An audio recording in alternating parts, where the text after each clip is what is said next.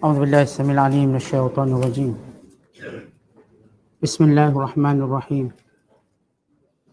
أفلا يتدبرون القرآن أم على قلوب أقفالها إن الذين ارتدوا على أدبارهم من بعد ما تبين لهم الهدى الشيطان سول لهم وأملى لهم ذلك بأنهم قالوا للذين كرهوا ما نزل الله ذلك بأنهم قالوا للذين كرهوا ما نزل الله سنطيعكم في بعض الأمر والله يعلم إسرارهم فكيف إذا توفتهم الملائكة يضربون وجوههم وأدبارهم ذلك بأنهم اتبعوا ما أسخط الله وكرهوا رضوانه فأحبط أعمالهم أم حسب الذين في قلوبهم مرض أن لن يخرج الله أضغانهم ولو نشاء لأريناكهم فلعرفتهم بسيماهم ولتعرفنهم في لحن القول والله يعلم أعمالكم ولنبلونكم حتى نعلم المجاهدين منكم والصابرين ولنبلونكم حتى نعلم المجاهدين منكم والصابرين ونبلو أخباركم صدق الله العظيم.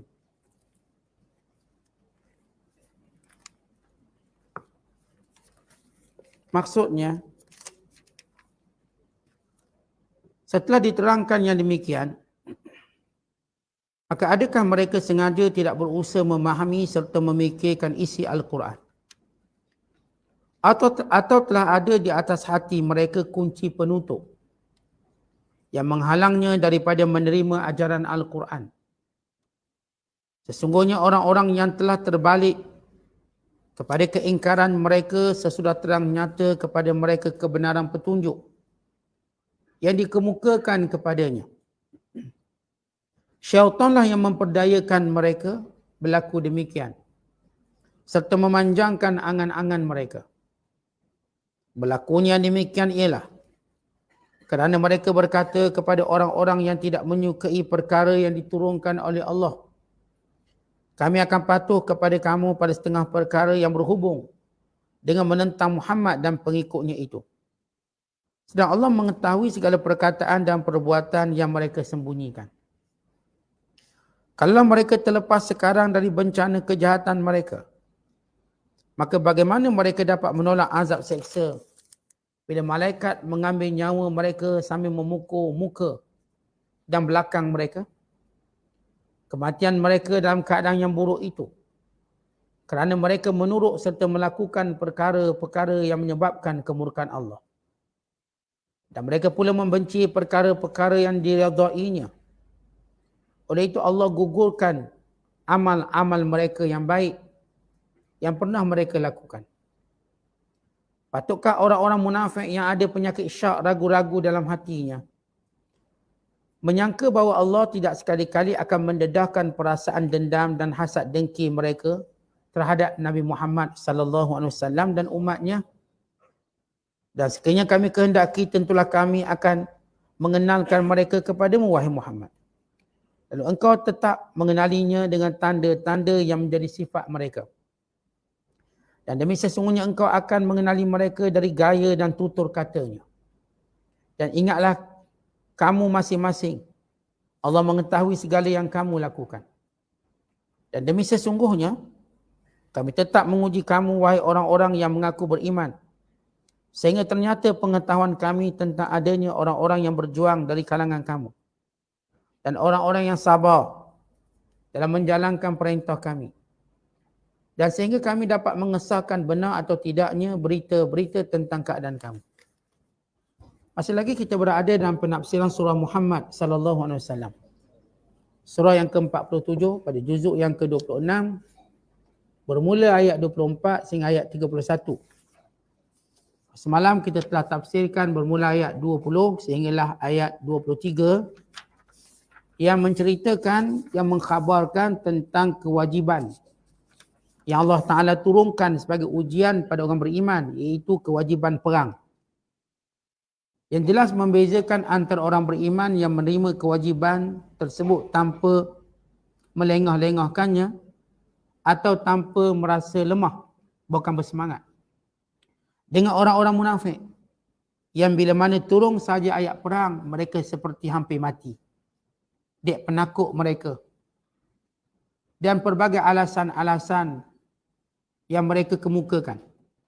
Maka Allah memerintahkan bahawa mentaati segala perintah Allah itu dan menyebut perkataan-perkataan yang baik itu, itulah sebenarnya yang akan menguntungkan mereka. Di samping Allah Ta'ala memberi amaran, orang-orang yang meninggalkan perintah Allah, dan termasuklah peperangan, jihad, maka mereka sebenarnya melakukan kerosakan di muka bumi dengan membiarkan orang-orang jahat menguasai dunia dan dengan membiarkan orang-orang jahat berbalah sesama mereka. Dan demikian juga akan terputus silaturahim bila jihad tidak ditegakkan. Kerana apa? Kerana kita dah sebut semalam, peperangan itu fitrah manusia. Manusia ni ada sifat berbalah, bergaduh. Tapi asas bergaduh itu kerana apa? Jihad, asas peperangan itu kerana Allah, menurut perintah Allah. Manakala peperangan yang lain mengikut hawa nafsu, inilah yang akan memutuskan silaturahim. Maka di sini kewajiban atau tujuan dan maqasid falsafah jihad. Kemudian Allah memberi amaran.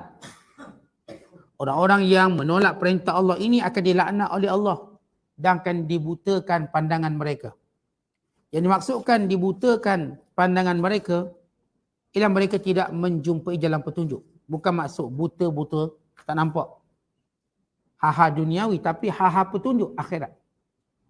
Walhal mereka lihat kebinasaan dunia, mereka lihat kehancuran dan kematian, tapi itu tidak mengubah pandangan mereka terhadap dunia. Tetap mereka rasa dunia itu yang kekal.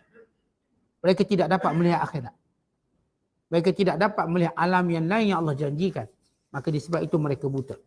Maka ayat yang kita bacakan pada malam ini menceritakan tentang bagaimana orang-orang munafik bertukar menjadi murtad. Murtadin. Kita dah sebut pada mukaddimah, pendahuluan, kandungan, isi surah Muhammad ialah menceritakan kisah orang munafik, menceritakan kisah orang kafir dan menceritakan kisah orang murtad. Ayat ini mendedahkan bagaimana orang asal munafik ini menjadi murtad. Kerana mereka berpakat dengan orang-orang Yahudi untuk memusuhi Islam dalam beberapa perkara, untuk bersetuju dengan Yahudi dalam beberapa perkara, sambil mereka masih lagi berpura-pura dengan keislaman mereka dalam perkara yang lain. Maka oleh kerana watak itulah menyebabkan watak orang-orang yang murtad.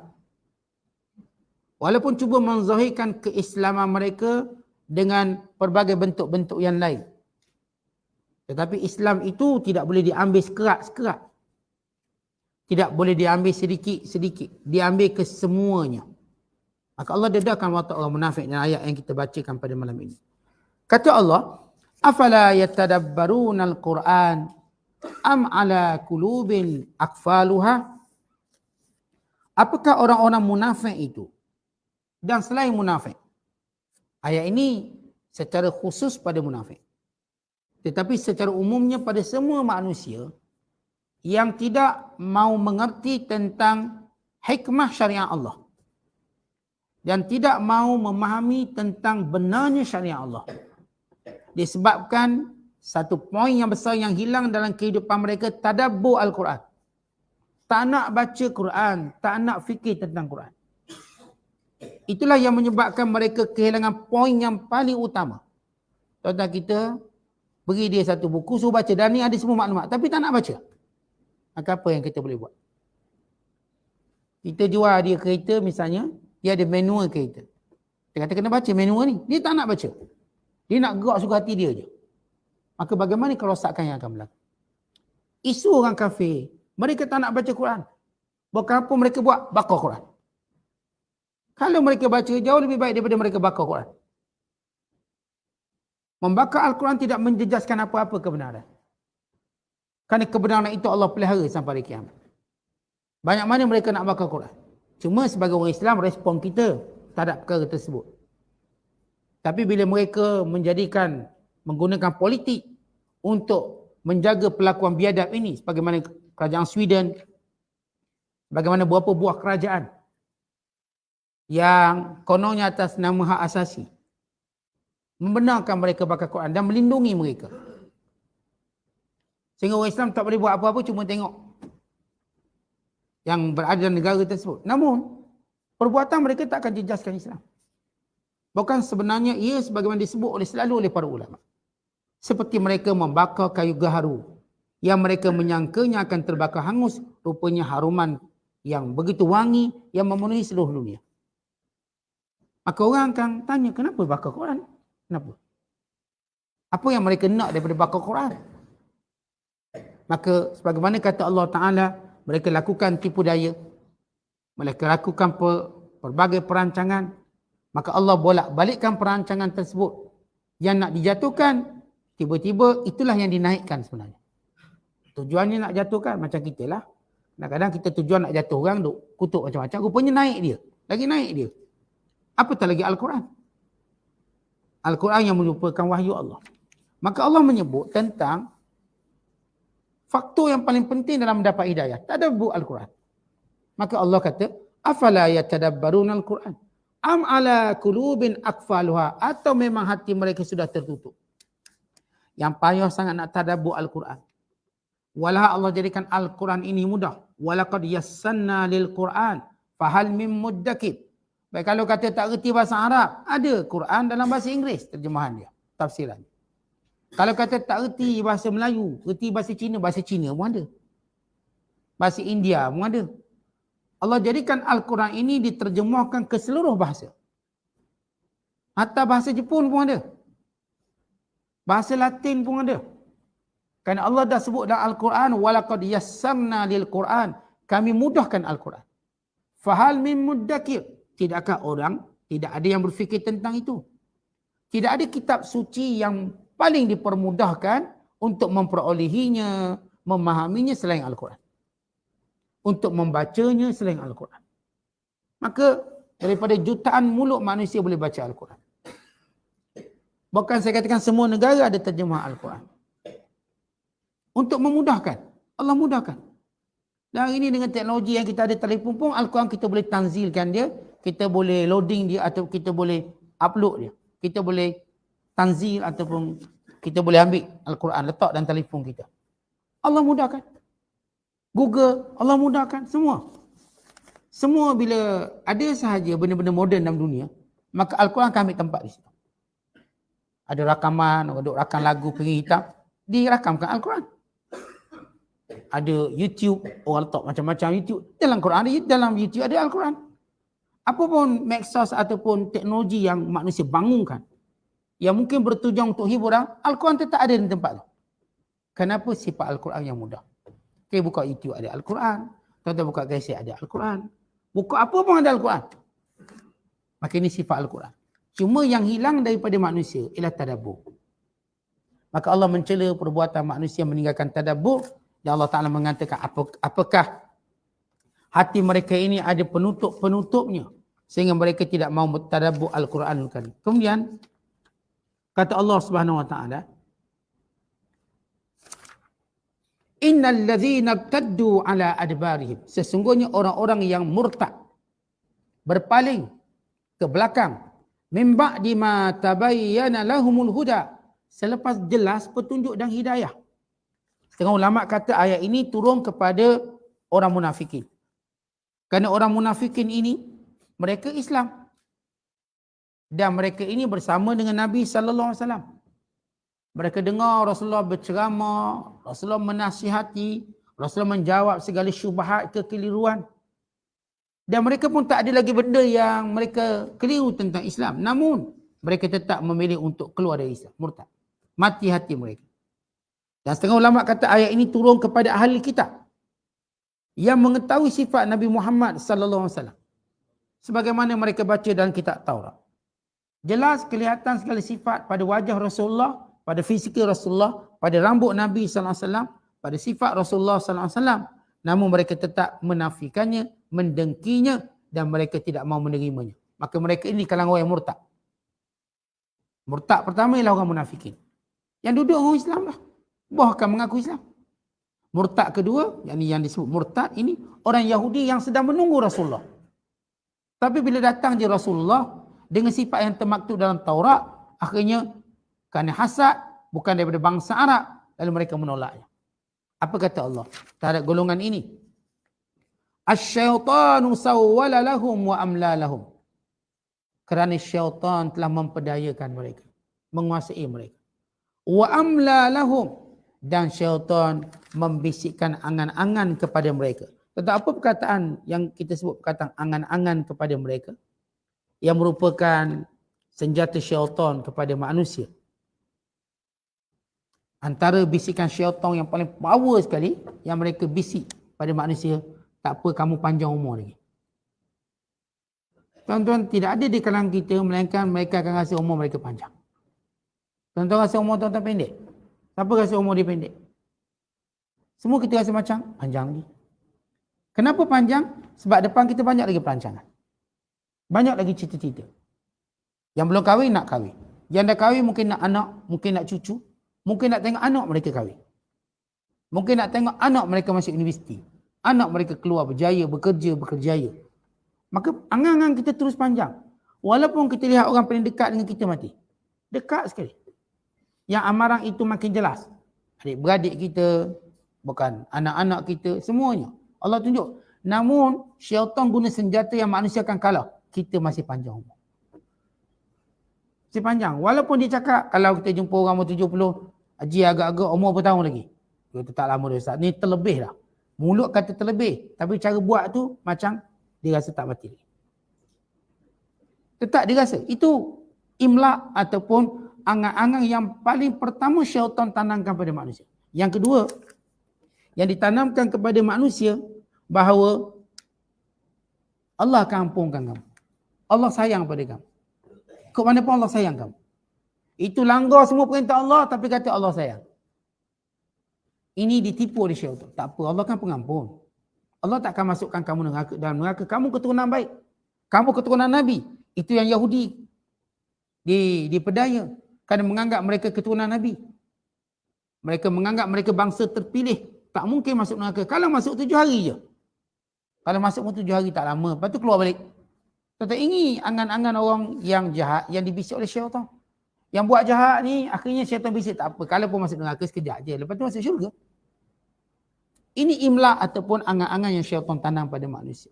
Yang pertama, dia tanam angan-angan panjang umur. Tidak ada seorang pun melainkan mereka rasa umur mereka panjang. Walaupun saya katakan kita sudah melebihi umur subsidi. Tetap kita rasa macam boleh hidup lagi 10-20 tahun. Lalu kita buat semua benda-benda seolah kita tak akan mati. Kalau benar kita rasa pendek umur, tuan-tuan sekalian, kita tak mampu tidur. Kalau tuan-tuan tahu tuan-tuan akan mati lagi 5-6 minit, tuan-tuan boleh tidur ke? Tak boleh tidur. Tuan-tuan selera makan? Tak selera makan. Kalau kita tahu kita akan mati yang tempoh sekejap, kita pun tak selera makan. Tak selera tidur. Tak selera semua hal duniawi. Tapi kenapa mulut kita kata, saya rasa terlebih dah umur ni patut mati tahun lepas dah Ustaz. Tapi makan 3 pinggang lagi. Maknanya dia belum rasa dia akan mati. Itulah angan-angan syaitan tanam. Ini disebut oleh Allah. Tetapi yang paling tercela sekali. Tercela ialah orang-orang yang menolak hidayah. Menolak hidayah dengan beranggapan bahawa mereka akan panjang umur dan dunia ini akan kekal bersama mereka. Dan dengan beranggapan Tuhan akan ampunkan mereka. Sebab mereka anak Allah dan kekasih Allah. Bagaimana Allah sebut dalam Al-Quran. Wa qalatil yahudu wan nasara nahnu abna'ullah wa ahibba'uh. Berkata Yahudi dan Nasara, kami anak-anak Allah dan orang-orang yang disayang oleh Allah. Maka Allah sebut dalam ayat yang lain. Kalau benar kamu kata kamu ni anak Allah dan disayang oleh Allah, katakan pada mereka, wahai Muhammad, matilah kamu sekarang. Boleh tak kamu cita-cita mati sekarang? Kalau betul kamu kekasih Allah. Sebagaimana kamu dakwa. Kalau betul kamu ni anak-anak Allah. Suruh mereka, wahai Muhammad, untuk berdoa biar mati sekarang. Takkanlah tak nak jumpa kekasih. Dah kata kekasih Allah, anak-anak Allah. Maka kamu dapati mereka Yahudi dan Nasara amat suka umur mereka panjang sampai 1000 tahun. Tak nak mati. Kata kekasih Allah, kata anak-anak Allah, suruh mereka minta mati sekarang. Mereka tak berani. Kerana mereka tahu mereka cuma mendakwa tanpa sebarang bukti. Kemudian kata Allah, "Dzalika bi annahum qalu", demikian itu kerana mereka berkata, yakni orang munafik dan orang-orang Yahudi, "Lilladzina karihu", kepada orang yang benci, "ma nazzalallah", apa yang Allah turunkan kepada orang-orang yang beriman, "sanuti'ukum fi ba'dil am", kami akan mentaati kamu dalam beberapa perkara kamu. Maksud ayat ini, orang munafik yang menzahirkan imannya, menzahirkan Islam, tapi dalam masa yang sama menyembunyikan kekufuran. Lalu mereka jumpa geng yang sama-sama musuh Islam, iaitu Yahudi. Lalu mereka berpakat dengan Yahudi untuk sama-sama mempropagandakan beberapa isu. Macam kita hari inilah, kita propagandakan beberapa isu untuk serang musuh kita. Zaman-zaman sekarang orang main politik, dia akan besarkan satu isu. Yang kecil dibesarkan. Yang belum maklum pun seolah macam dah betul isu tadi. Itu cara. Maka konspirasi ini dilakukan oleh munafik dan orang-orang Yahudi. Apa yang mereka nak buat? Yang mereka konspirasikan ialah untuk menolak bahawa Nabi Muhammad itu bukanlah Nabi yang dijanjikan. Bukan. Nabi lain sebenarnya, bukan Nabi itu. Dan mereka berpakat juga untuk tidak mau pergi berperang. Orang munafik akan cari reka apapun alasan tak akan pergi perang. Manakala orang Yahudi yang juga terikat dengan piagam Madinah. Dalam piagam Madinah atau dipanggil suhu Madinah, orang Yahudi mesti sama-sama mempertahankan Madinah. Itu tercatat dalam piagam mereka setuju. Maka Bani Quraizah, Bani Nadir, Bani Qainuqa, mereka berfikir bagaimana mereka tidak mau bekerjasama dengan Nabi Muhammad SAW dan mempertahankan Madinah. Sewaktu perang Badar, sewaktu perang Uhud, bahkan mereka menghina orang Islam. Dalam perang Badar bukan sekadar Yahudi tak tolong, bahkan mereka kata Muhammad ni menang sebab lawan dengan budak-budak. Lawan orang tak pandai perang. Kalau lawan dengan kita baru ditahu siapa menang. Mereka mempersendakan sehingga Qainuqa dihalau. Manakala Bani Nadir pula, lain pula perangai dan watak mereka. Tapi mereka sama-sama pakat dengan orang munafik. Mereka juga melakukan pengkhianatan dengan cara merancang membunuh Rasulullah. Dijemput Rasulullah makan di kampung mereka. Mereka tunggu di persimpangan. Mereka tolak batu yang besar. Tapi batu itu dipegang oleh Jibril AS. Sehingga Rasulullah terselamat. Dan Allah sebut dalam Al-Quran tentang perbuatan Yahudi yang cuba membunuh Rasulullah. Dan dipanggil Rasulullah, diracun Rasulullah melalui kambing yang diracun. Kambing itu berkata, "Ya Muhammad, inni masmumah." Wahai Muhammad, aku diracun. Maka Rasulullah SAW mencari siapa yang meracunnya. Yang merupakan orang Yahudi yang jemput Rasulullah, kemudian perempuan itu meracun, beli racun khas untuk membunuh Nabi SAW. Yang berkesudahan Yahudi Bani Nadir juga dihalau.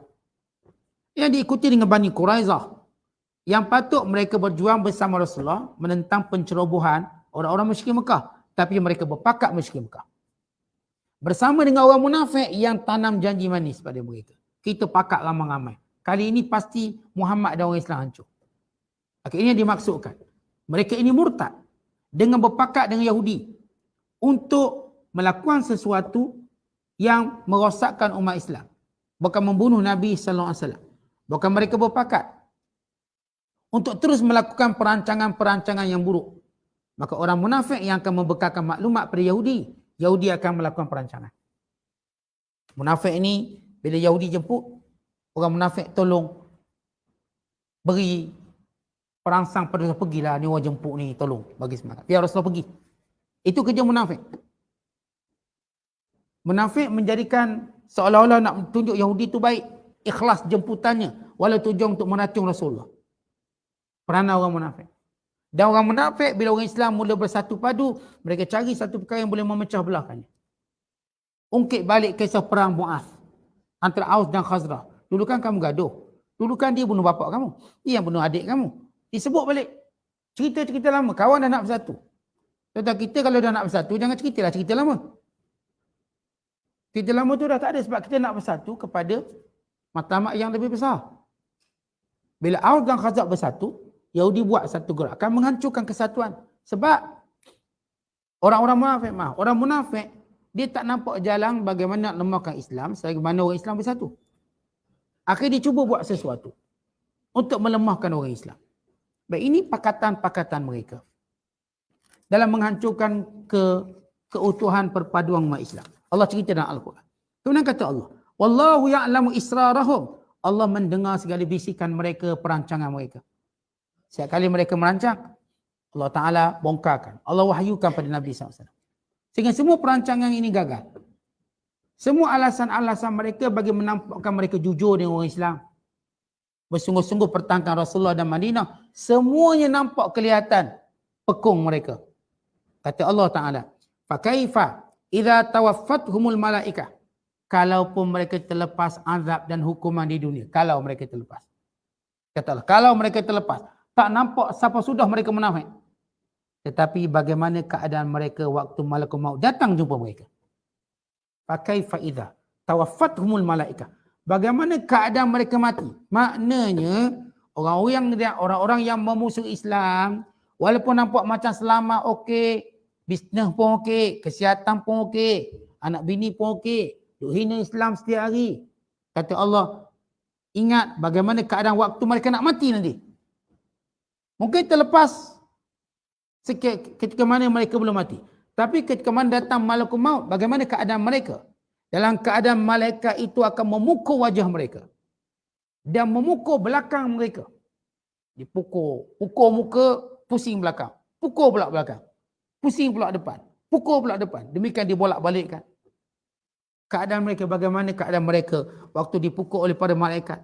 Dzalika bi'annahum, demikian mereka diseksa itu kerana mereka ittaba'u ma askhatallah, sebab mereka mengikuti apa yang Allah murka.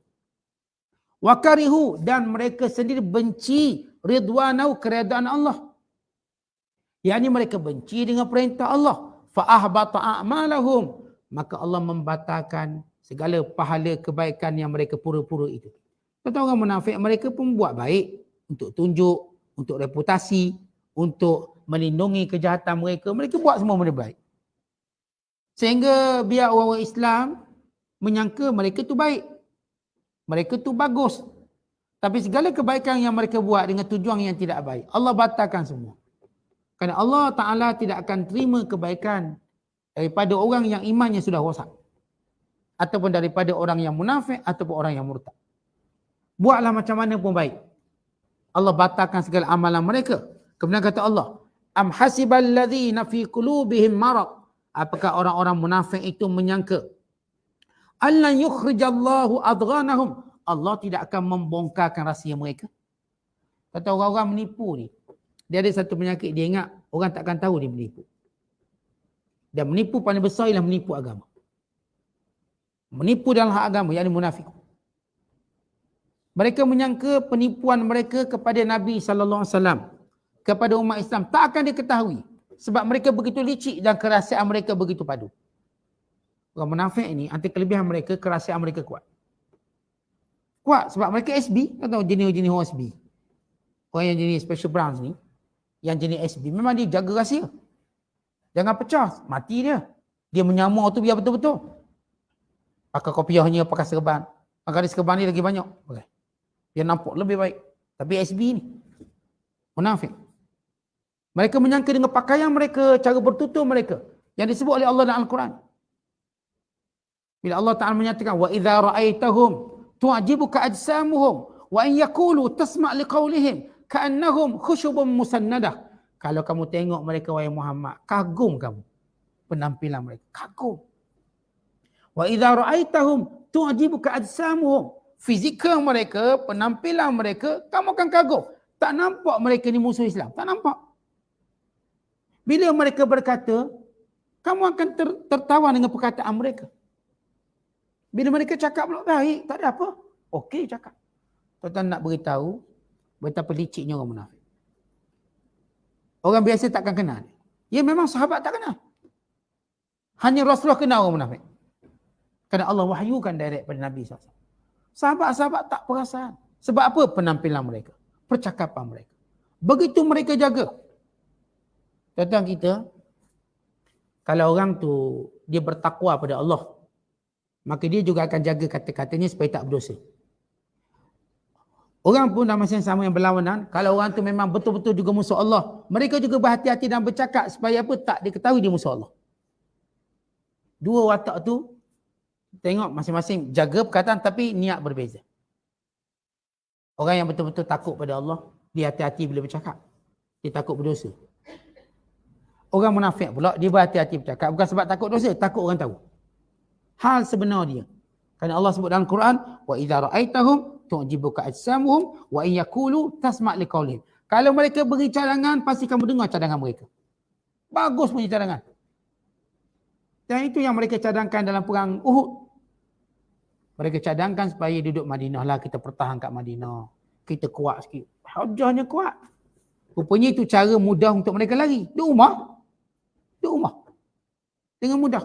Macam kita, Ustaz, saya memang tak pergi kuliah Ustaz, tapi online kat rumah. Senang lah. Senang hujah online, walau buat benda lain. Bukan online, buat benda lain. Bukan kita cerita orang kita lah, cerita contoh orang lain. Contoh orang lain. Dia tanya, dengar kuliah? Online Ustaz, dengar online. Rupanya bukan, dibuat hal lain-lain. Dia cerita kan boleh cover kat rumah. Kat sini tak boleh cover. Kat sini nak cover, jangan Ustaz tengok semua ni. Contohlah. Maka orang munafik, dia nak ambil kesempatan biar pertahankan Madinah dari rumah. Kalau tak pergi pun tak perasan, dia duduk rumah. Orang-orang yang semangat ni kita perang kat luar. Kat luar. Orang munafik takut cadangan tu diterima. Takut sangat. Kalau cadangan tu diterima bila terbongkar kita munafik. Tiba-tiba Rasulullah terima, itu majoriti. Berperang di luar daripada Madinah, perang Uhud. Pergi ke Uhud. Orang munafik rasa berat. Macam mana nak tarik diri? Cari alasan. Yang berkesudahan kita dah sebut sebelum ini, mereka tarik diri selama 300 orang. Terbongkar juga. Tapi mereka masih lagi mengkosmetikkan alasan mereka. Alasan itu dikosmetikkan nampak lawa. Hakikatnya, umpama kapet yang indah di atas, bawahnya habuk dan debu serta sampah. Itu cara alasan munafik. Maka apa kata Allah? Pada penyembunyian identiti munafik. Walau nasya' la'arainakahum. Kalau kami kehendaki, kami pasti akan mendedahkan rahsia mereka. Fa'ala araftahum bisimahum. Dan kamu, wahai Muhammad, akan mengetahui sifat-sifat mereka. Tutur kata mereka. Kamu akan kenal mereka. Wala ta'rifannahum fi lahnil qaul. Kamu akan kenal mereka dengan percakapan mereka yang tersilap cakap. Tersilap cakap. Tanpa mereka sedar, mereka tersilap cakap. Duk berhati-hati sangat, akhir tersilap cakap. Tentang orang kalau menipu, dia macam gali lubang, maka lubang yang digali dia nak timbus. Nak timbus dia kena gali lubang lain pula. Pas sudah lubang tu makin banyak. Yang ada tidak tertimbus. Akhirnya tersilap cakap. Yang ni cakap lain, yang ni cakap lain, yang ni cakap lain. Mula terbongkar. Macam mana ni? Yang ni kata lain, yang ni kata lain. Maka Allah dedahkan dengan kesilapan mereka bercakap. Wallahu ya'lamu a'malakum. Dan Allah mengetahui segala perbuatan kamu. Berhubung dengan ayat ini, diriwayatkan, diceritakan bahawa daripada Anas radhiyallahu taala anhu, annahu khafiya ala Rasulillah sallallahu alaihi wasallam ba'da hadhihi al-ayah syai'un minal munafiqin. Annahu ma khafiya ala Rasulillah sallallahu alaihi wasallam ba'da hadhihi al-ayah syai'un minal munafiqin. Selepas turunnya ayat ini, rahsia-rahsia orang munafik mula diketahui. Mula diketahui. Walaqad kunna fi ba'di ghazawat, kata Anas bin Malik, kami pernah bersama-sama dalam peperangan. Wa fiha, dalam perang tadi, tis'atun minhum yashukkuhumun nas. Ada 9 orang kami syak dia bukan betul-betul beriman. Kami syak 9 orang ni. Yang sama-sama perang. Kami syak ni SB ni. Fanamu dhata lailatin, maka satu malam kami tidur, kata Anas bin Malik. Wa asbahu, keesokan paginya, ala jabati kulli wahidin minhum maktub. 9 orang yang kami syak tadi, bila bangun nampak dekat dahi mereka tertulis, haza munafik, tulis. Allah dedahkan. 9 orang ni, dia rasa dah macam, ni bukan, ni macam orang munafik ni. Tapi tak boleh nak confirm. Lepas turun ayat ni, satu persatu rahsia orang munafik dibocorkan. Sehingga kata Anas bin Malik, ketika mana kami tidur, dengan orang yang kami syaki dia ni macam munafik, maka esok bangun, kat dahi mereka tertulis, hadza munafik, ni munafik, ni munafik. 9 orang tadi. Akhirnya kami kenal mereka. Dan hadis yang lain diriwayatkan oleh Uqbah bin Amir. Rasulullah sedang berkhutbah dan Nabi memuji Allah Ta'ala. Kemudian Nabi berkata, di kalangan kamu yang dengar khutbah ini ada orang munafik. Lepas tu ayat ini. Lalu kata Rasulullah, faman sammaitu falyakum. Siapa yang saya sebut nama sila bangun. Siapa yang saya sebut nama sila bangun. Lalu kata Rasulullah, kum ya fulan, kum ya fulan, kum ya fulan, kum ya fulan, hatta samma sittatan wa salasina rajulan. Bangun, bangun, bangun, bangun, bangun. Ditunjuk saudara. Bangun, bangun, bangun, bangun. Sampai jumlah yang bangun itu ialah 36 orang. Ramainya SB dengan khutbah Jumaat. 36 orang. Kita biasa-biasa SB 2 orang je. Nabi sebut seorang-seorang. Ni, bangun, bangun, bangun. Semua bangun. Aku sebut nama, semua bangun. Lalu sahabat kita semua sekali 36 orang bangun. Zuhair hari itu munafik. Kan nama Rasulullah sebut. Tapi Rasulullah masih lagi berkias tingkatannya. Inna fikum munafikin. Yang bangun-bangun ni semua, kalangan kamu ada munafik. Masih Rasulullah gunakan kaedah psikologi. Dan memang 36 tu memang confirm munafik belaka. Tapi biar dia fikir nak taubat. Kalangan kamu ini ada orang munafikin. Mungkin yang munafik betul. Ish, mudah-mudahan Rasulullah tak tahu aku. Maka sembunyi lagi. Tunjuk baik lagi. Atau mungkin kalangan mereka, ish, Allah dah doakan baik aku taubat. Sebab Nabi tak kata kita semua. Kalangan kita ada. Walau ni semua munafik. Lalu kata Umar Al-Khattab satu hari. Lelaki yang Nabi sebut namanya dah mula pakai mask, pakai topeng dah. Oh, pakai mask dah dia. Bukan sebab COVID ni. Supaya tak dikenali. Kata Umar Al-Khattab. Marra Umar radhiyallahu ta'ala anhu birajulin mimman samma muqanna qad kana ya'rifuhu. Faqala ma laka. Fahaddathahu bima qala Rasulullah sallallahu alaihi wasallam. Faqal bu'dan laka sa'ir ad-dahar. Umar lalu, dia pun seorang lelaki bertopeng. Kenapa kamu pakai topeng? Kata Umar Khattab.